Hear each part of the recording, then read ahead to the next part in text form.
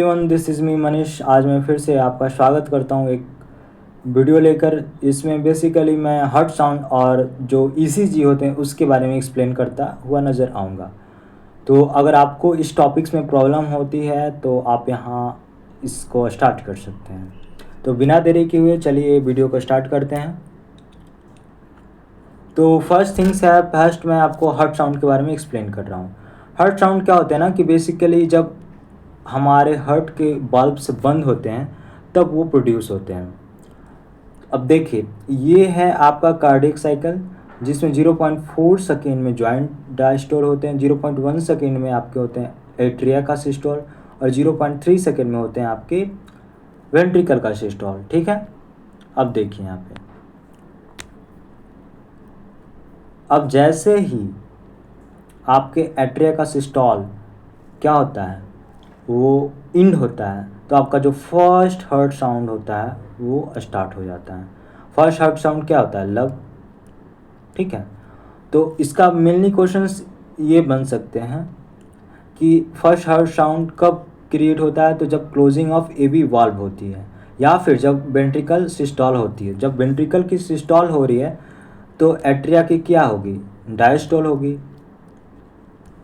आप इसको ऐसे याद रख सकते हैं ना कि मतलब कि एक का सिस्टोल होगा तो दूसरे का डायस्टोल हो जाएगा, और दूसरे का डायस्टोल होगा तो एक का सिस्टोल हो जाएगा।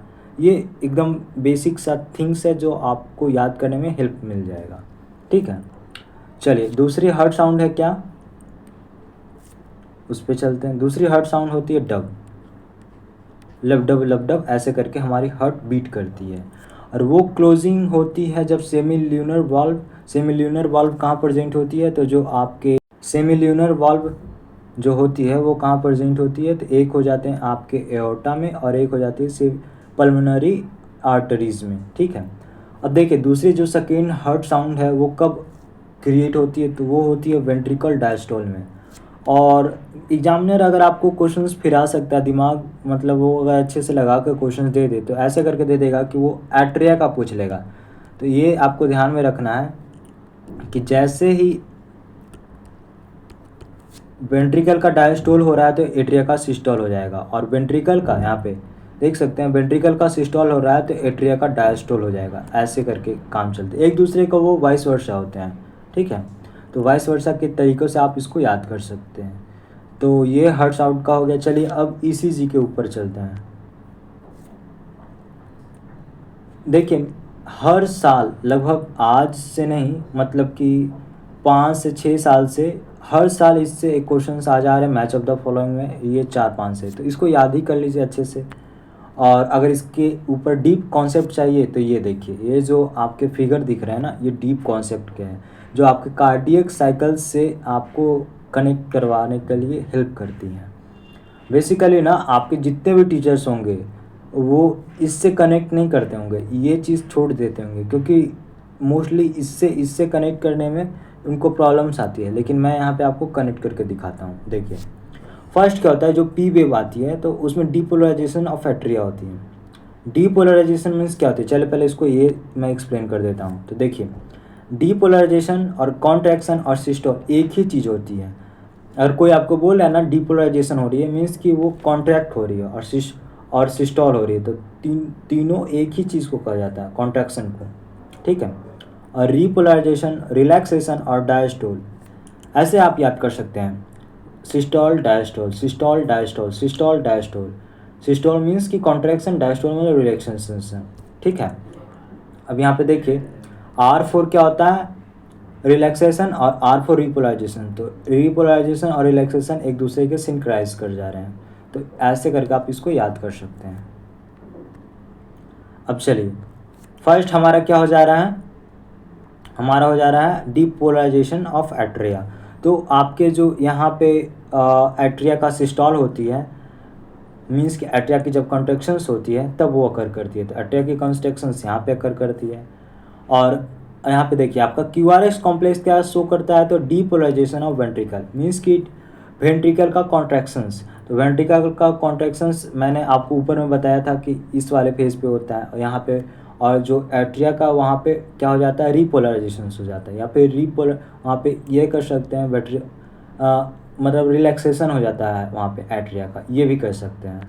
ठीक है, चलिए अब क्यू वेव पे चलते हैं। क्यू वेव क्या आपको शो कर रहा है, तो वो बिगिनिंग ऑफ सिस्टॉल। सिस्टॉल मीन्स की कंट्रेक्शंस, तो जो कंट्रेक्शंस होती है ना उसकी थोड़ी सी स्टार्टिंग जो होती है, बिगिनिंग होती है, उसको शो करता है क्यू वेव। और जो आपकी टी वेव होती है ना यहाँ पे, वो आपके एंड ऑफ टी वेव क्या शो करती है, सिस्टॉल की एंडिंग को। आपको नीचे में मेंशन मैंने कर रखा है, वहाँ पे भी आपको मैं बता दूंगा। ठीक है, चलिए अब टी वेव पे चलते हैं। टी वेव क्या कर रही है, रीपोलराइजेशन ऑफ वेंट्रिकल्स। मीन्स कि यहाँ पे देखिए, आप ऐसे याद कर सकते हो, पहला डीपोलराइजेशन ऑफ एट्रिया हुआ, फिर डीपोलराइजेशन ऑफ वेंट्रिकल्स हुआ, फिर क्या हुआ, रीपोलराइजेशन ऑफ वेंट्रिकल्स हो गया। और क्यू वेव क्या शो करता है, तो बिगिनिंग करता है किसकी, तो सिस्टॉल की। और जो इंड ऑफ टी वेव है वो क्या शो करता है, तो इंड ऑफ सिस्टॉल शो करता है। देखिए जो जो यहाँ हुआ है वो यहीं हो रहा है, यहाँ पे एट्रिया का हो रहा है तो यहाँ पे वेंट्रिकल का हो रहा है। और यहाँ पे अगर डीपोलराइजेशन हुआ तो उसको रीपोलराइज भी करना चाहिए, तो रीपोलराइजेशन किसका हुआ, तो वेंट्रिकल का हो जाएगा। और जो यहाँ पे बिगिनिंग हुआ सिस्टॉल की, वहाँ पे जाके इंडिंग हो जाएगी सिस्टॉल की। तो यही है बेसिकली। ठीक है, अब यहाँ पे थोड़ा सा एक कन्फ्यूजन टर्म्स आती है, ग्राफ, इलेक्ट्रोकार्डियोग्राफ और इलेक्ट्रोकार्डियोग्राम। तो ग्राफ होता है मशीन और ग्राम होता है ग्राफ, ये ध्यान में रखना है। मीन्स कि जो ग्राफ है वो ग्राफ नहीं है, मीन्स कि जो आपको ग्राफ है ना वो आपको ग्राफिकल रिप्रेजेंटेशंस नहीं देगा, और जो ग्राम है वो आपको ग्राफिकल रिप्रेजेंटेशन देगा। तो ये एक दूसरे के एंटी हो जाएंगे। ठीक है, तो आप इसको एंटी वे में आप याद कर सकते हैं। चलिए, तो ग्राफ क्या हो जाता है, मशीन हो जाता है जो ऑप्टेन ईसीजी करता है, और ग्राम क्या हो जाता है, ग्राफ हो जाता है जो इलेक्ट्रिकल एक्टिविटी को शो करता है। अगर स्टैंडर्ड ईसीजी लेना है तो 3 इलेक्ट्रिकल लीड्स की रिक्वायर्ड होती है, 1 टू ईच रिस्ट। जो ये रिस्ट दिख रही है ना, रिस्ट दो दो हाथों में है ना, दोनों हाथों में एक एक रिस्ट, तो एक यहाँ पे और एक आपके जो लेफ्ट एंकल होते हैं, लेफ्ट एंकल उसमें लगी जाती है एडिंग। ठीक है, तो ये हो गई। चलिए, ये एक थोड़ी सी हिडन क्वेश्चंस है जो मे भी आ सकती है, ऐसा नहीं है कि नहीं आएगा, क्योंकि ये थोड़ी सी इम्पॉर्टेंट है और हिडन है और बच्चों की नज़र नहीं जाती हैं। तो जब हम नंबर ऑफ जो क्यूआरएस कॉम्प्लेक्स का जो वो होती है ना, नंबर्स होती है ना, अगर उसको हम काउंट करते हैं ना तो वो हमारे हार्ट बीट रेट को शो करती है। मीन्स कि 1 मिनट में 72 टाइम्स इतने क्यूआरएस कॉम्प्लेक्स बनेंगे आपके। ठीक है, और अब देखिए ये जो दिख रहा है पी पी पी पी ऐसे करके, ये एक अबनॉर्मलिटी है जो साइन करती है आपके कार्डियक अरेस्ट के। अब कार्डियक अरेस्ट क्या होती है, मीन्स कि जो कार्डियक आउटपुट होती है वो जीरो हो जाती है। ठीक है, अब आपको बेसिकली ये होगा कि cardiac arrest, heart failure, heart attack, ये सब में कन्फ्यूजन होगी, तो मैं एक वीडियो उस पर भी लेके आ जाऊँगा, 5 से 10 मिनट की रहेगी, उसको आप देख लीजिएगा, अपना कन्फ्यूजन दूर कर लीजिएगा। यहाँ पे वीडियो ख़त्म होता है। और इस जो लेक्चर है, अगर इस लेक्चर की आपको पीडीएफ चाहिए तो मैं टेलीग्राम एक बोट है, उसकी लिंक मैं यहाँ पे डिस्क्रिप्शन बॉक्स में डाल दूँगा, तो आप जाइए उसको चेक कीजिए और वहाँ पे क्लिक करके लेक्चर 1, लेक्चर 2, लेक्चर 3 ऐसे करके एक सेक्शंस होंगे मिनी सीरीज़ में, उस पर क्लिक कीजिएगा, वहाँ पे आपको लेक्चर वाइज आपको पीडीएफ मिल जाएंगे।